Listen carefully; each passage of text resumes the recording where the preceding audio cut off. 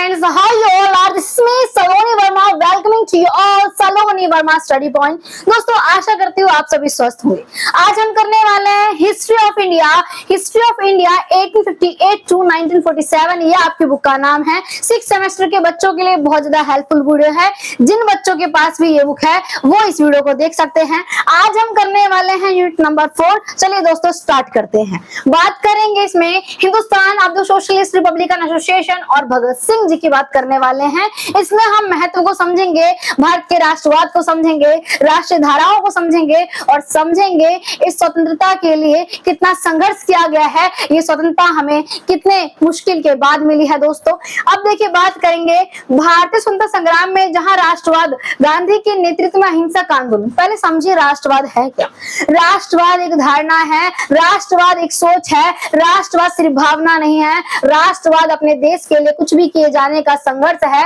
राष्ट्रवाद एक ऐसा विचार है जिसमें अपने राष्ट्र के लिए, अपने देश के लिए हम कुछ भी कर सकते हैं और अपने राष्ट्र को सर्वोपरि रखते हैं। इसी को राष्ट्रवाद कहा जाता है, इसी को नेशनलिज्म कहा जाता है। दोस्तों राष्ट्रवाद अगर बात की जाए तो इसमें हम ना कहीं अपनी कंट्री को फर्स्ट रखते हैं, अपनी कंट्री को फर्स्ट पुटिंग करते हैं, इसी को राष्ट्रवाद कहते हैं। और अपने कंट्री, अपने जो देश है, हमारा जो राष्ट्र है, उसकी भाषा, उसके कल्चर, उसकी परंपरा को बनाए रखते हैं, इसी को राष्ट्रवाद कहा जाता है। दोस्तों राष्ट्रवाद के लिए कई सारे स्वतंत्रता सेनानियों का बहुत ही बड़ा योगदान था भारत को स्वतंत्रता दिलाने में। उनके बारे में आज हम समझने वाले हैं। आज हम वीर भगत सिंह, शहीद भगत सिंह जी के बारे में समझेंगे, सुखदेव के बारे में समझेंगे और इसके अलावा महात्मा गांधी के बारे में समझेंगे।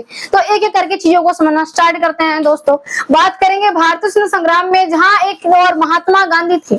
महात्मा गांधी अपने तरीके से नेतृत्व कर रहे थे। वो ये सोच रहे थे कि भारत को इस तरीके से स्वतंत्रता दिलानी है कि बिना हिंसा के, यानी बिना लड़ाई झगड़े के स्वतंत्रता दिलानी है। क्या ये सच है? क्या अंग्रेज बातों से समझने वाले थे? आप जानते हो ऐसा नहीं था, परंतु सबका अपना अपना तरीका, अपनी अपनी विचारधारा और अपने अपने तरीके से करने का रवैया होता है। तो कोई नरम दल का था तो कोई गरम दल का था। नरम दल के गांधी जी थे और गरम दल के वीर भगत सिंह जी थे। उनके बारे में आज समझेंगे हम, उनकी महानता के बारे में, उनके गौरव के बारे में। जितना समझा जाए उतना कम है, परंतु समझने की कोशिश करेंगे और हम समझाने का प्रयास करूंगी। अगर बात की जाए अहिंसक आंदोलन चलाते में दूसरी ओर क्रांतिकारी एक युवक थे जो कि सशस्त्र संघर्ष के माध्यम से ब्रिटिश सरकार को उखाड़ फेंकने का सोच रहे थे।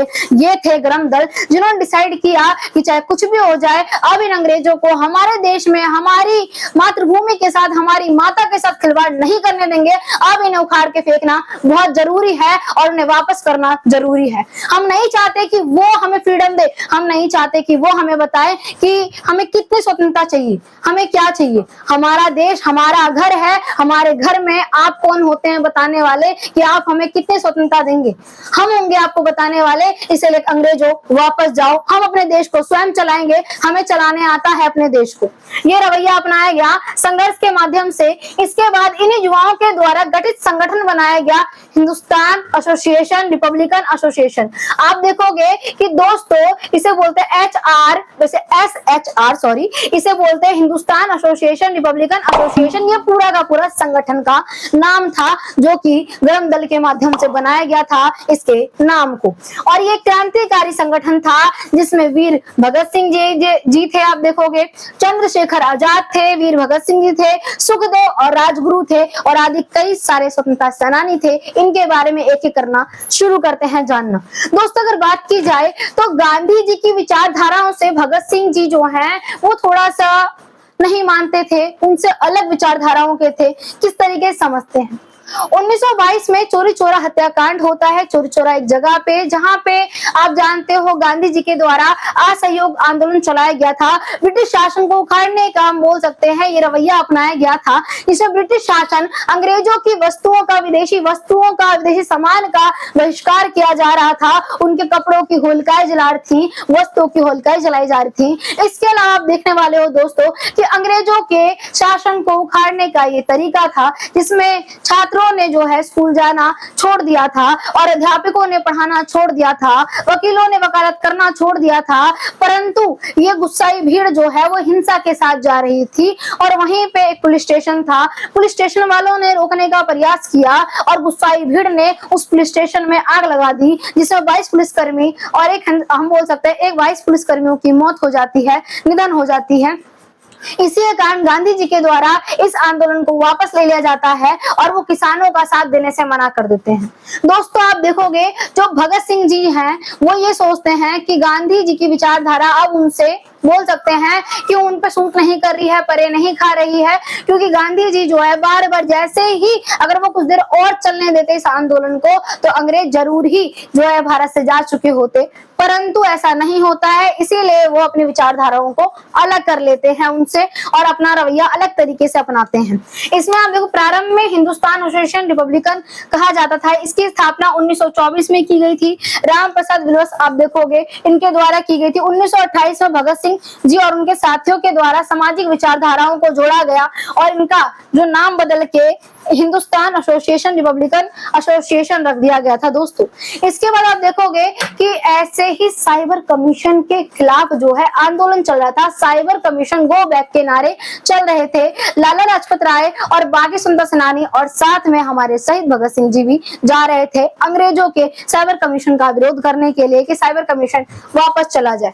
परंतु दोस्तों ये होता है कि जो साइबर कमीशन है उसके लिए वो लोग वहां जाते हैं, लाहौर में प्रदर्शन करते हैं और वहां पे ये जो ब्रिटिश जो डरपोक है वो डर के मारे लाठी चार्ज कर देती हैं। इसमें लाला लाजपत राय पूरे तरीके से हम बोल सकते हैं वो खून से लथपथ हो जाते हैं और आखिरी में उनकी मृत्यु हो जाती है। दोस्तों और अगर बात की जाए जेम्स ए स्कॉट जो पर्सन है जो पुलिस अधिकारी था उसने ही उन्हें मारा था और वीर भगत सिंह जी सोच लेते हैं कि इस पुलिस वाले को छोड़ना नहीं है, इसे मारना है। तो ये सोच के अपने दिल में ये अरमान लेके वो इसीलिए क्या करते हैं आप देखोगे कि इनके द्वारा गलती से वो अंतिम समय में गलती से एक पुलिस वाले को 21 साल की उम्र के पुलिस वाले को मार देते हैं दोस्तों। और उसके अंदर जो है वो कोई और होता है, वो सर्डन्स होता है। सर्डन्स वो दूसरा पुलिस अधिकारी था और उन्होंने जेम्स ए स्कॉट को समझ के मारा था। इसके कारण आप देखोगे कि ये जो ब्रिटिश है वो पूरी तरीके से जो है भगत सिंह जी के पीछे पड़ जाती है और उन्हें पकड़ने के लिए।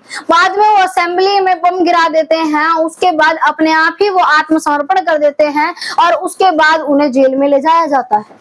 इसमें आप देखोगे अंग्रेजों का अलग अलग रवैया था। भगत सिंह जी ने जेल में जो रहने वाले सिपाही हैं, जो रहने वाले स्वतंत्रता सेनानी हैं, उनके लिए भी संघर्ष किया था, जिसके कारण वो भूख हड़ताल पे बैठे थे और ना चाह के भी अंग्रेजों ने अलग अलग पैतरों को अपनाया, परंतु जीत उनकी ही होती। जब भगत सिंह जी ने सैंडर्स को मार दिया गलती से, उसे आप जेम्स कॉटन समझ के, तो सैंडर्स को मारने का कोई सबूत नहीं था। नहीं बोल सकते हैं कि कोई इंसान नहीं था जिन्होंने उन्हें मारते हुए देखा था, परंतु उनके अपने ने ही उन्हें छुरी भोंकी। जो कि पहले एक स्वतंत्रता सेनानी था, जो कि स्वतंत्रता के लिए कार्य करता था, फणेश्वर नाथ घोष, उसने आप देखो भगत सिंह जी के खिलाफ गवाही दी और कहा कि इन्होंने ही मारा है। और फिर ये भी बात थी कि उन्हें बचाने की कोशिश की गई तो ये बोला गया कि माफीनामा पत्र लिखें, परंतु भगत सिंह ने कहा कि मैं माफीनामा नहीं लिखूंगा क्योंकि मैंने कुछ गलत नहीं किया है। अपने मातृभूमि की रक्षा करने के लिए मैं क्यों माफी मांगू अंग्रेजों के खिलाफ, मैं क्यों झुकूं, क्योंकि ये मेरी माता है, ये मेरी मातृभूमि है, ये मेरा राष्ट्र है। झुकना है तो वो झुके, ना कि हम झुकेंगे, ये बोला गया। और दोस्तों फिर तीनों ही माटी के लालों को फांसी के फंदे की ओर ले जाया गया एक एक करके। तीनों एक साथ जा रहे थे। उन्होंने अपने अंतिम समय में स्नान किया, काले वस्त्र पहने और फांसी के फंदे की ओर जाने लगे। और उन्हें बोल सकते हैं 12 घंटे से पहले मारा जा रहा था, डर के मारे, भय के मारे कि क्रांतिकारियों का ये जो घोष है, जो उनका आक्रोश है, वो कहीं फैल ना जाए और वो वीर भगत सिंह जी को बचा ना ले, सुखदेव को, राजगुरु को बचा ना ले। इसी के कारण उन्होंने उन्हें 12 घंटे से पहले ही फांसी दे दी। दोस्तों आप लोग जैसे ही वो जा रहे होते फांसी के फंदे की तरफ वो कुछ शब्द बोलते हैं और तीनों के तीनों वीरता के साथ, और उनके चेहरे पे डर का एक शिखर भी नहीं था, ऐसी वीरता के साथ जा रहे थे जैसे कि उन्हें कोई पुरस्कार मिल रहा हो, क्योंकि वो अपने राष्ट्र के लिए, अपने देश के लिए समर्पित होने जा रहे थे। और वो ये बलिदान जानते थे व्यर्थ नहीं जाने वाला। हर एक इंसान के अंदर एक लौ जलेगी, एक क्रांति आएगी जो वीर भगत सिंह जी का नाम सुनेगा और समझेगा कि किस तरीके से स्वतंत्रता मिली है। दोस्तों, उन्होंने एक गीत गाया था, ये समझते हैं क्या था? कभी वो दिन भी आएगा, कभी वो दिन भी आएगा जब आजाद हम होंगे। तीनों ने एक साथ गाया, कभी वो दिन भी आएगा जब आजाद हम होंगे, अपना आसमान होगा और ये अपनी ही जमीन होगी, अपना आसमान होगा ये अपनी ही जमीन होगी। वीर भगत सिंह जी ने अपने आखिरी शब्द क्या बोले थे दोस्तों, ये भी जान लेते हैं। उन्होंने कहा, लिख रहा हूं अंजाम जिसका कल आगाम आएगा, लिख रहा हूं अंजाम जिसका कल आगाम आएगा, मेरे लहू का कतरा कतरा इनकलाब लाएगा, मेरे लहू का कतरा कतरा इनकलाब लाएगा। मैं रहूं या ना रहूं, मैं रहूं या ना रहूं, वादा है मेरा, मेरे बाद वतन पर मरने वालों का सैलाब आएगा, मरने वालों का सैलाब आएगा। जय हिंद कहा उन्होंने, फांसी के फंदे को चूमा और वीरता के साथ उस फांसी के फंदे को स्वीकार किया वीर भगत सिंह जी ने। उनके गौरव की, उनकी महानता कोई समझ नहीं सकता, उसकी कोई सीमा नहीं है। सिर्फ 23 साल की उम्र में उन्होंने अपने राष्ट्र के लिए, अपनी मातृभूमि के लिए ये बलिदान दे दिया और ये कोई व्यर्थ वरदान नहीं गया है। अंग्रेजों की नींव हिल गई थी दोस्तों। वो ये सोच रहे थे कि अब इन शवों का क्या किया जाए, क्या इन शवों को जेल में ही जला दे, क्योंकि बाहर क्रांतिकारी थे, बाहर वो लोग थे, स्वतंत्रता सेनानी थे जो कि वीर भगत सिंह जी के एक पुकार की, एक आवाज के लिए वो तैयार थे। अगर वो एक बार आवाज देते तो वो सीमाओं को सारी तोड़ देते। इसीलिए उन लोगों ने जेल में उनके शवों को नहीं जलाया। इसलिए नहीं जलाया क्योंकि अगर धुआं आता तो वहां पे सारे के सारे भारतीय आ जाते जेल को तोड़ के। इसीलिए उन्होंने अपने ही जेल की दीवारों को पीछे से तोड़ा और तीनों शवों को इतनी बर्बरता से, इतने बेकार तरीके से उठाया और उसे ट्रैक्टर में भरा और सोचा कि रावी नदी के पास जलाएंगे।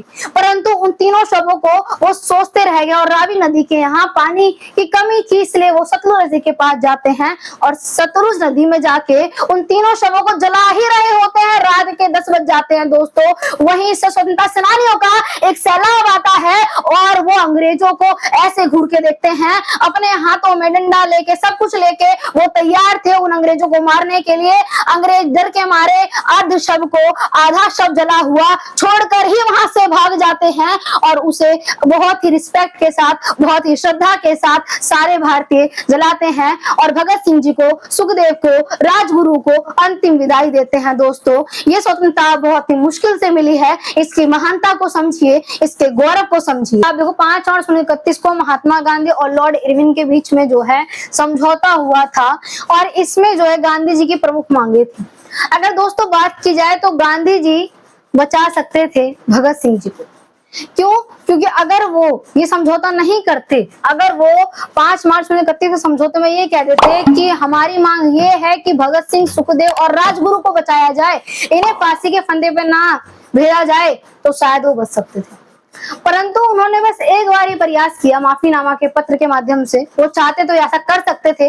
माफीनामा पत्र से साफ साफ इनकार कर दिया गया भगत सिंह जी के द्वारा। अगर वो ऐसा करते तो शायद आज हमारे भगत सिंह जी जो है वो जिंदा होते। दोस्तों, ये था, प्रयास करना आवश्यक था, परंतु प्रयास नहीं किया गया। बात ये कही गई, मांगे ये मांगी गई कि सबने अवज्ञा आंदोलन के दौरान जो भी गिरफ्तार हुए थे, जितने भी राजनीतिक कैदी गिरफ्तार थे, उन्हें रिहा कर दिया जाए। परंतु ये नहीं कहा गया कि भगत सिंह को, राजगुरु को, सुखदेव को आजाद किया जाए, उन्हें प्रमुख माना जाए। परंतु ये मांग नहीं की गई।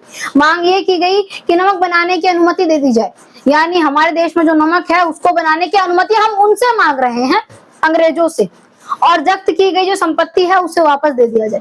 दोस्तों, अगर बात की जाए तो आप देखोगे जैसे गांधी जी, मैंने आपको बताया नरम दल, गरम दल, आपको समझ आया था, वैसे ही वामपंथी थे। कौन से थे? अब दोस्तों, ये वामपंथी जो होती है एक विचारधारा होती है। ये जो विचारधारा होती है, अगर उसकी बात की जाए तो इसमें आप देखने वाले हो, इसमें जो है स्वतंत्रता की मांग की जाती है, परंतु ये मांग भी जाती है कि किसानों को जो है वो सुरक्षा दी जाए, समानता, जो दलित हैं उनके छुआछूत किया जा रहा है उन्हें समानता दी जाए, किसी तरीके का बहिष्कार ना किया जाए, जातियों के आधार पर लोगों को ना बांटा जाए, छुआछूत ना की जाए, लोगों को समान माना जाए, अनटचेबिलिटी को फॉलो ना किया जाए। इन सब चीजों की बात करते हैं वामपंथी। वो कहते हैं हमें स्वतंत्रता के साथ साथ ये समानताएं भी चाहिए, हमें बराबरी भी चाहिए, हम ये नहीं चाहते कि हम ऐसे ही पिछड़े रह जाए, हमें चाहिए स्वतंत्रता, हमें चाहिए समानता, हमें चाहिए जाति के आधार पर किसी तरीके का भेदभाव ना हो। ये मांगे वामपंथियों के माध्यम से की गई थी। और दक्षिणी शिक्षा को भी काफी बढ़ावा दिया गया था। इसमें कहीं ना कहीं बोल सकते हैं जो पश्चिमी शिक्षा है उसे बढ़ावा दिया गया, लोगों को एजुकेटेड किया गया ताकि लोग समझ सकें, लोगों के अंदर जागरूकता आए और लोग चीजों को समझ के जल्दी से जल्दी इन अंग्रेजों को भारत से खदेड़ सके और शिक्षा का महत्व समझ पाए। ये सब चीजें इसके अंतर्गत बताई गई। दोस्तों अब समझते हैं सुभाष चंद्र बोस के बारे में, जो कि एक और स्वतंत्रता सेनानी है। भारतीय स्वतंत्रता संग्राम में एक ऐसे क्रांतिकारी नेता थे जिन्होंने आजादी के लिए सशस्त्र संघर्ष को उचित माना। इन्होंने बोला कि अंग्रेजों को भगाने के लिए अहिंसा को छोड़ के हम हथियारों से भी अंग्रेजों को भगा सकते हैं, जरूरी नहीं है कि उनसे प्रेम से बात करके उन्हें भगाया जाए। उन्होंने कहा कि तुम मुझे खून दो मैं तुम्हें आजादी दूंगा, ये नारा दिया जो कि बहुत पॉपुलर, बहुत ज्यादा फेमस हुआ। यानी कि अंग्रेजों के खिलाफ आप लोग अपनी जान कुर्बान करने से डरिए मत, तो आपको आजादी मिलेगी, आपको फ्रीडम मिलेगी और आपको डरना नहीं है। इसके बाद जैसे कि जोशीले इन्होंने नारे दिए थे और देशवासियों को झंझोर दिया इन नारों ने, और सब लोग जो है अंग्रेजों के खिलाफ हो गए थे। बोस का विश्वास था कि ब्रिटिश सरकार को केवल अहिंसा से नहीं बल्कि हथियारों से भी हराया जा सकता है। इसी सोच के तहत उन्होंने आजाद हिंद की फौज का नेतृत्व किया। और दोस्तों अगर बात की जाए तो इनका जन्म 23 जून, आप देखोगे 23 जून को 1897 को हो गया था और उड़ीसा में इनका जो है जन्म हुआ था। अगर शिक्षा की बात की जाए तो उन्होंने कैम्ब्रिज विश्वविद्यालय से ICS इंडियन एडमिनिस्ट्रेटिव सर्विसेज, यानी बोल सकते हैं इंडियन सिविल सर्विसेज, जो कि अब इंडियन एडमिनिस्ट्रेटिव सर्विसेज के नाम से जानी जाती है, यानी कि ये IAS रह चुके थे और इन्होंने अपने IAS के पद को छोड़ दिया, अंग्रेजों की नौकरी को छोड़ दिया, अपने देश की सेवा के लिए, अपने देश के गौरव के लिए, देश की आजादी के लिए। इन महापुरुष को सल्यूट है दिल से। Thank you so much my dear friends and my amazing friends for clicking this video, and if you are new to the channel so hit the bell icon button and join our YouTube family, and thank you so much एंड जय हिंद जय भारत। मिलते हैं next video में दोस्तों।